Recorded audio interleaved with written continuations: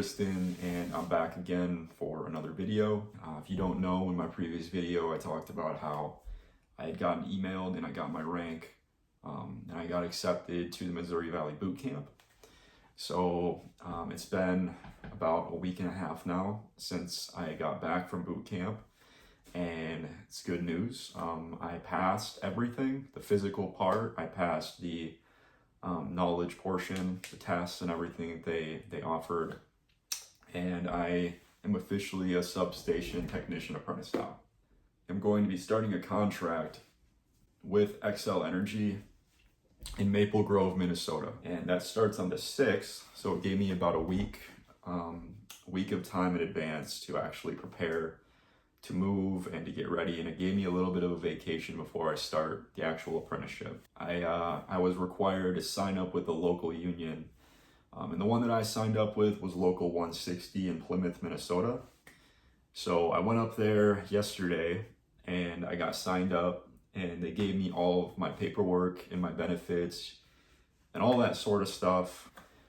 So I'm going to go through some of the details and go through some of the benefits, just so if you're considering starting a career as a substation technician or a lineman, because substation technicians and traffic signal folks, they're pretty much on the same pay scale as linemen. Obviously there's differences. Linemen get paid more in storm work and whatnot. Overtime, they have what seems like more overtime, but the pay scale is pretty similar, just your hourly rate. And so they have the benefit, the death benefit, to make sure that your family is taken care of in the event that you do pass away from something that unfortunately just so happens to take place while you're working. So I'll read this off to you and show it to you on the screen while I do that. But basically the death benefit pays $6,250 for a natural cause death and $12,500 for an accidental death for active members. In order for your beneficiary to receive the death benefit, you must have at least 6 months of active and continuous good standing. The pension pays $5.50 for every year you are a member. For example, if you were a member for 25 years and you want to retire, you would take $5.50 and multiply it by 25 to get the amount that you would receive on a monthly basis, and this comes out to $137.50. If you were dropped as a member or you take an honorary withdrawal, you forfeit all benefits and years you have built up. There will be no bridging the years together if you come back to the union. You gotta remain faithful, and you gotta stick with the program.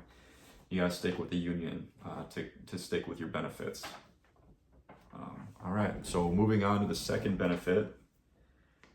All right, so the second benefit on the list is a pension.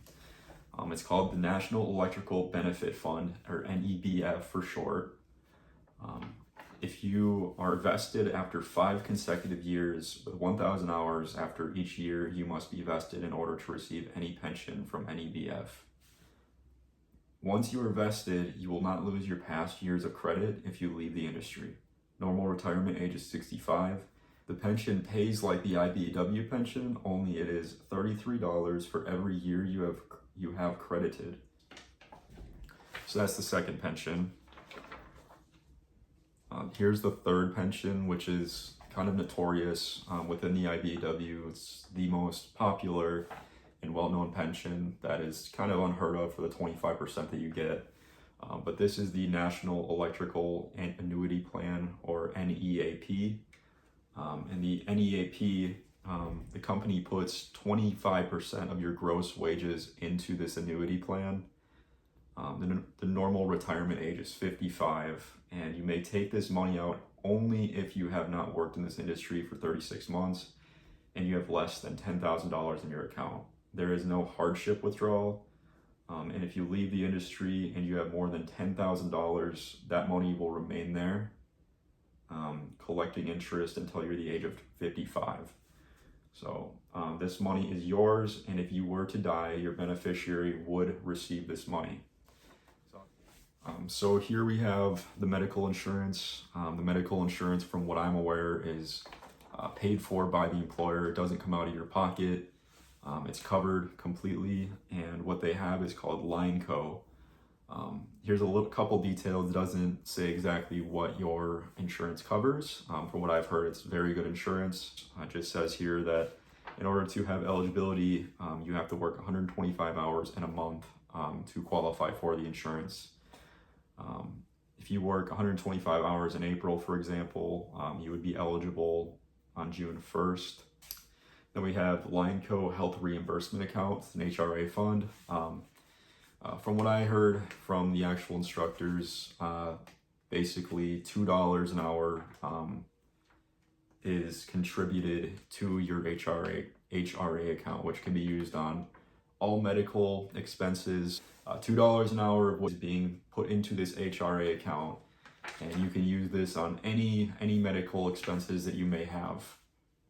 And for the NEEP pension, it's kind of similar, except for it's a retirement account, and 25% of your gross pay gets put into this NEAP NEEP account, and that's all towards your retirement. It's basically on top of your hourly pay. So both of these combined, added on top of your hourly pay, which I will go into detail. About in a second here. As a first step apprentice, I'm the grunt. I'm the one who's going to be getting paid the least amount of money out of everybody in the substation field. So go into detail here about my first contract and what I will be doing.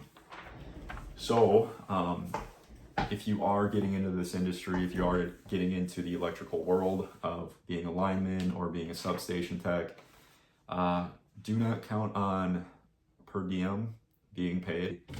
Not every company is going to pay you per diem to travel and work for them.